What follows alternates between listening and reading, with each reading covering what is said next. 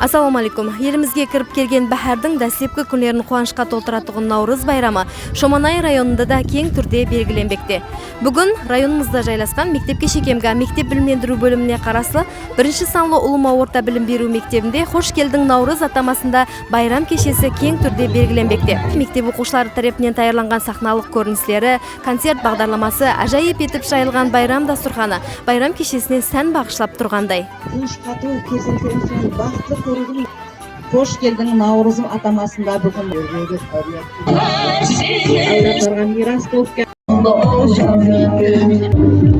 Байрам жүдә ажайып өтпекте, ойын зауқларға толы. Біз болса байрам кешесіне келген мейманлардың бірі. Шоманай районы Баркамал аулат балалар мектебі методисті Күбенова Базаргүл апаның байрам құттықтауын тыңлаймыз. Мархамат.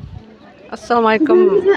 Бүгінгі байрам кешесіне жиналған меймандар, міне бүгін мектепте, 1-ші санлы мектепте үлкен байрам кешесі болып атырыпты.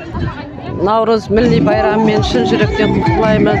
Елімізге осындай байрамлар жарасады. Міне еліміз тыныш болсын, суымыз мол болсын. Байрам кешесі көтеріңкі кейпиятта намалы қосықлар менен давам етпекте. Біз болса осы мектептің инглиз тілі пәні оқытушысы, құрметлі Напақадағы ұстаз Оралхан апа Юсупованың байрам тілеклерін тыңласақ.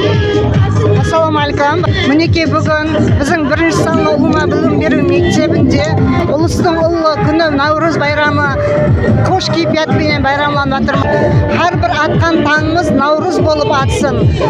Оқушыларымыз барлығына гүлдей жайнап өсіп, бахар фасылындай ашылып, жәмиетімізге керекті кадрлар болып жетуіне тілектестік білдіремін.